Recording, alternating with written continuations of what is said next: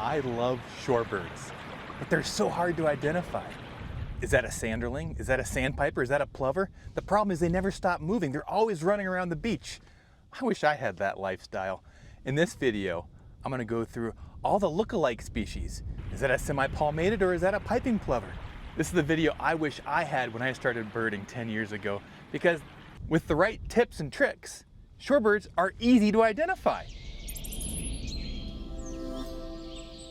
I love shorebirds. There's so many of them, and they all look maybe identical, but they're so much fun to figure out because they're having the time of their lives. They're running on the beach. They're doing what I want to do. They could just go to the beach every day. Like, who doesn't love that idea?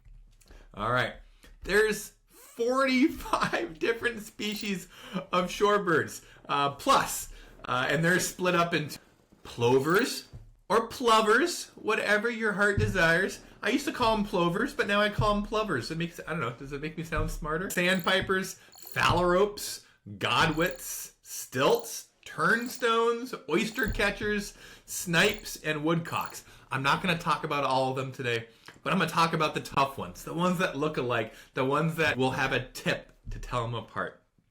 Now, shorebirds are typically found on the shore, and usually they're long-legged and long-necked.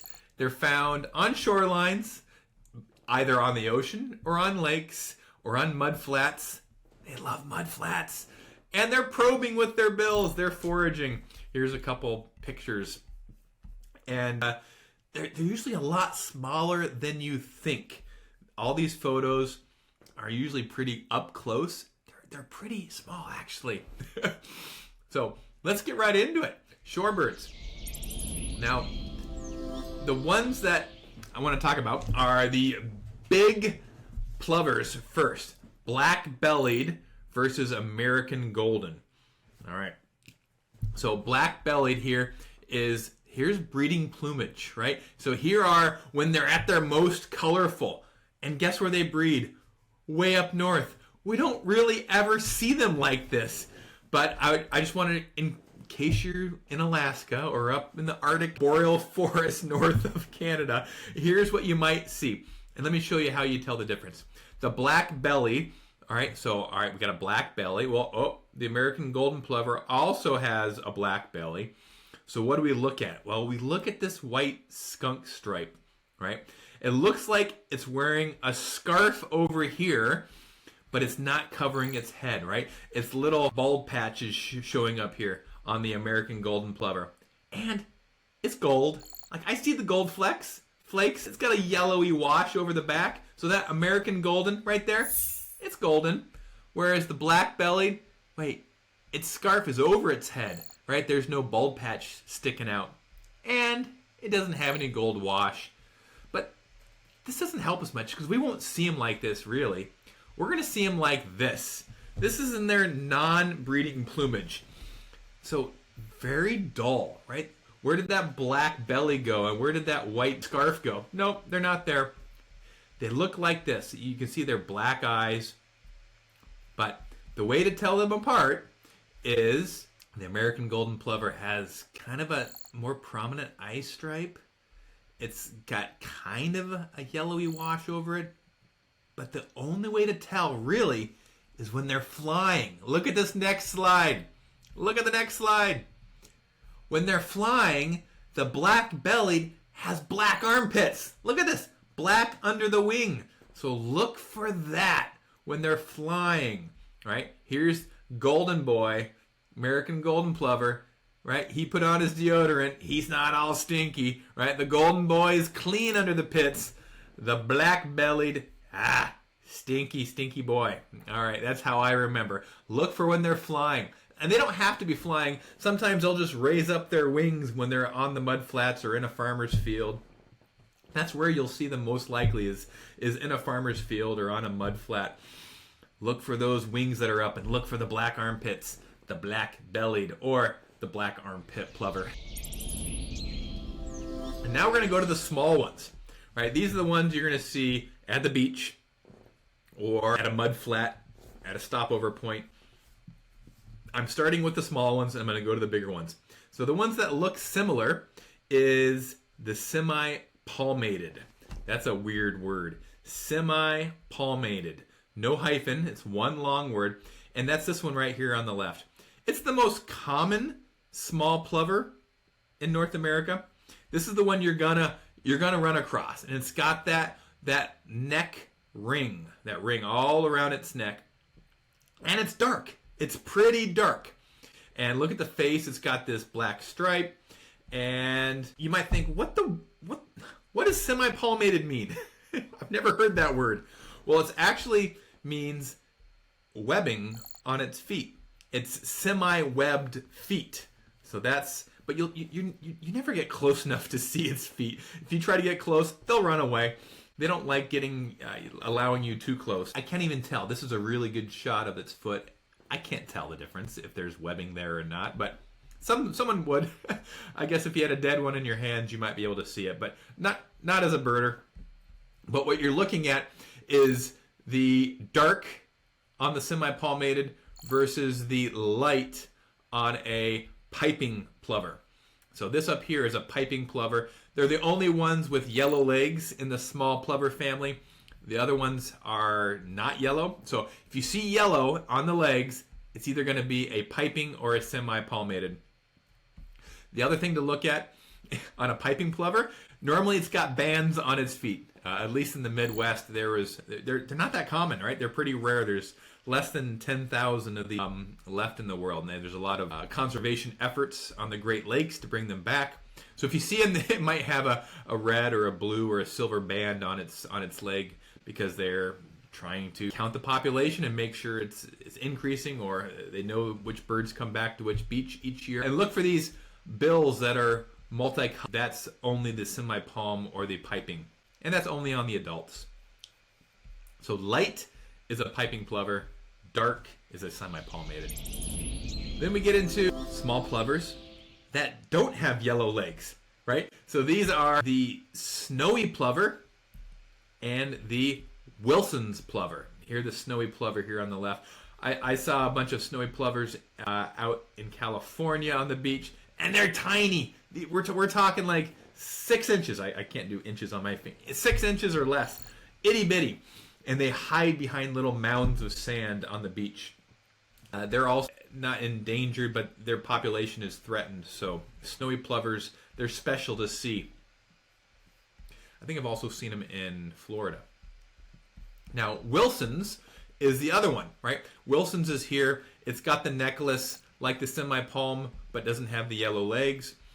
And the other difference is on the snowy, so its ring stops. It's not a full ring here. It's incomplete with the white belly. So I think of it as, do you want to build a snowman, right? It's an incomplete bird. It doesn't have its full belt or its ring around its neck.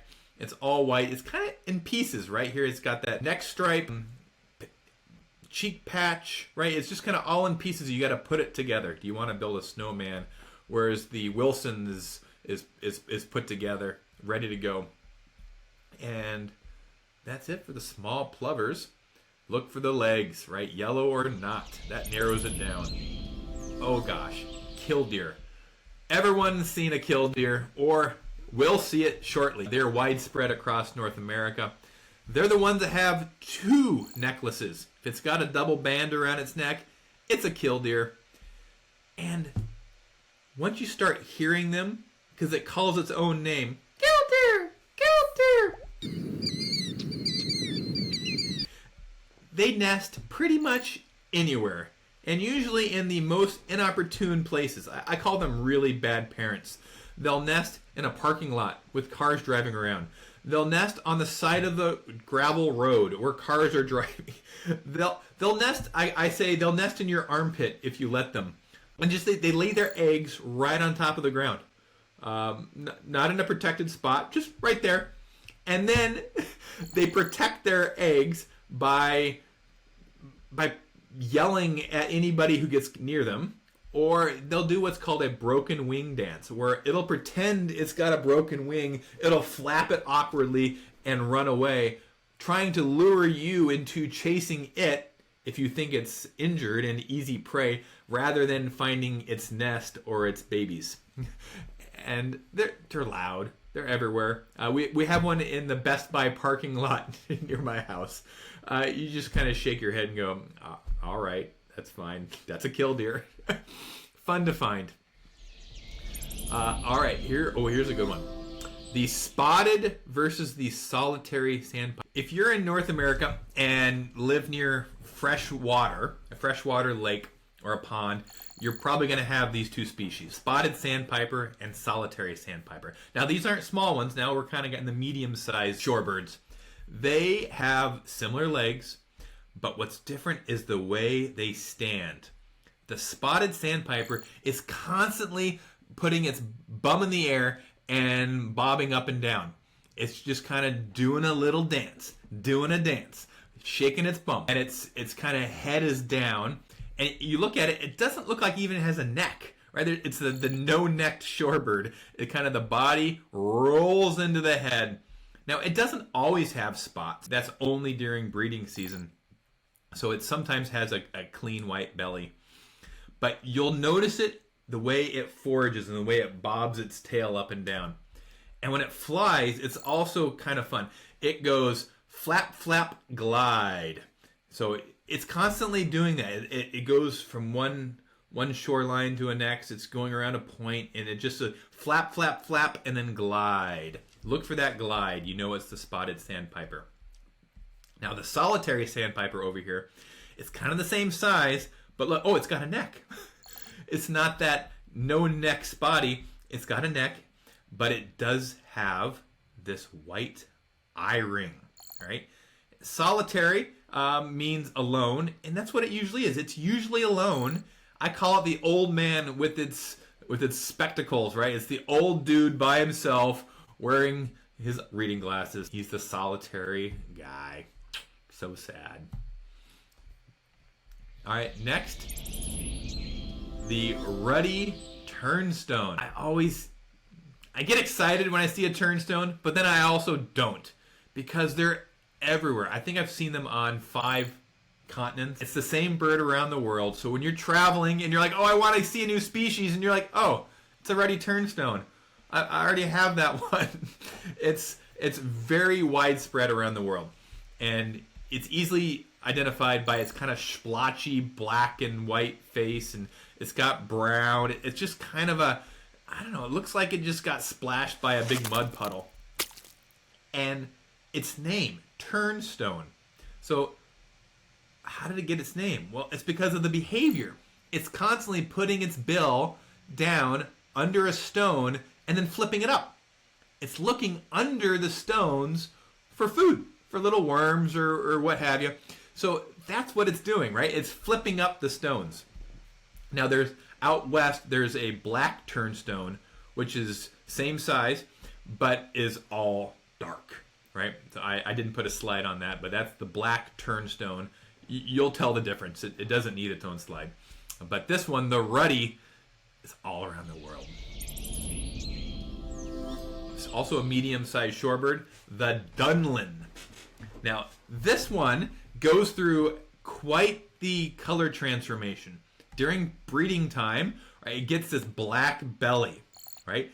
In fact, its nickname is tar belly, right? Tar is like black oil, right? So when it looks like it dipped itself, its belly, it sat down in something dark. So that dark belly is a giveaway. If you see that, it's a Dunlin. Now, when it doesn't have that breeding plumage dark belly, it looks like this. So, all right, how do I tell that as a Dunlin? Well, you look at the long, droopy bill. It droops at the end, right? So I call it the droopy Dunlin. No other bill has that long, thick, droopy bill. The droopy Dunlin. Next is the Pectoral Sandpiper. This one, a medium-sized shorebird, yellow legs, but what it's known for is its pecs. So when you're a bodybuilder, right, you build up your chest muscle, also known as your pecs. So this pectoral also has, in my opinion, the big pecs. And they like showing off their pecs. And even there's a stripe right under their pecs, right? That abrupt line wants to draw your attention to their sweet pec muscles. So in all different ages and plumages, that stripe, that white line, and those streaky pectorals are visible. So think of the pecs as the pectoral sandpiper. Once you start noticing that, it'll be easy to remember. All right, the pecs on the pectoral. All right, I'm going to put 3 here side by side on these small sandpipers. So we're out of the plovers and into the sandpipers. Now these are 3 small ones, and they hang out together, so you got to be able to tell these apart. The western, as its name implies, is mostly out west, but it does come out east. And when it does, it's mixed in with flocks of semi-palmated sandpipers. So we got to figure this out. All right. So semi-palmated, like we said with the plover, it's those webbed feet, but we're not going to see those. So it's really that short, straight bill, right? No tailpipe. What does that mean? And clean sides. So when I think of a semi-truck, it's just washed its truck, right? It's clean white, right? On the western, you'll see that there's still flecks of dirt and debris that the truck driver hasn't washed off. So on the semi-palm, it's clean, right? Its tail, so its tail and its wings line up perfectly. There's no tailpipe sticking out of this semi-truck. And the short, straight bill, kind of like on a semi-truck, those exhaust pipes that stick straight up, right? It's perfect, right? It's clean. Where the western, it's dirty. It's got kind of that rust color on its head and its back. The bill droops a little bit. And it's just not like, if I was a proud truck driver, I would say this needs some work. But the semi-palm, clean. It's a semi-truck where the truck driver takes good care of it. Now the least, it's the smallest of all. These are called peeps. If you hear people say peeps, that's what they're talking about. Small little sandpipers running up and down the shore. Now this has a strange crouching posture. Not only is it small and brown, where the other ones aren't, it's got this crouching posture that you're looking for. So that's the least. It's the smallest. And the western, I call it the western red cedar, right? Because it's got that rusty red wash over it. All right. These are fun to pick apart. Oh, Sanderlings. If you've ever been to the ocean and there's birds running with the waves, up and down with the waves, so it's like they won't let the waves touch them, that's a Sanderling. I think of that as because they're running on the sand, right? Sanderling. Super easy to identify just on their behavior. But compared to the previous 3, they're all right, mostly white or light gray above the white. And they're little, and they're bigger. They're bigger than the other 3. So now we're reaching medium shorebird size. All right, little larger on the shorebirds is I call them the long-winged sandpiper. Because when they fold their wings up, they're longer than their tails, right? So there's the wing here, there's the tail there. And then here's the wing tips there, and there's the tail there. Now, why do they have such long wings? Well, it's because they are long migratory flyers, right? They got these long wings that help them migrate long distances. And when it's folded, they can't hide them. So there's 2 that are like that. The Bairds here, which is a little more kind of uniform light brown, and then the White-rumped, which is a little darker and finer streaks here on the belly. But man, when they're moving around, it's hard to tell them apart. The way to tell them apart is when they're flying, right? This White-rumped sandpiper has, guess what? A white rump right there. White rump when they're flying, where the Baird's doesn't have it. So the first tip away is the long wings, and then look for that white rump. All right. Dowitchers. Now, these guys have super long bills, right? The bills are twice as long as their head.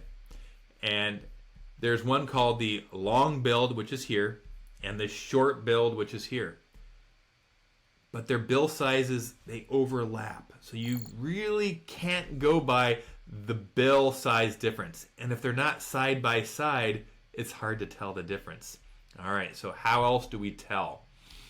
Well, the long bill has this more prominent eye stripe, but the short bill still does too. Well, the other way is the long bill is a little fatter. It's a little more rotund than the short bill. Well, it's kind of awkward if they're not looking at each other or positioned the same way. Well, I've had them where they are side by side, and when they're got their heads in the water. Now, with Dowitchers, the way they feed, it's like a sewing machine going up and down, back and forth. You imagine the old sewing machine, the old Singer that's going up and down, up and down. That's what a Dowitcher does. Now, when they're side by side, the short-billed Dowitcher actually has to get its head further into the water than the long-billed. So when you can see them side by side, whichever head is higher up, that's the long-billed. But they're not always side by side. So the way to really tell the difference is by listening to them call. The short-billed Dowitcher has toot, toot, toot, toot, toot.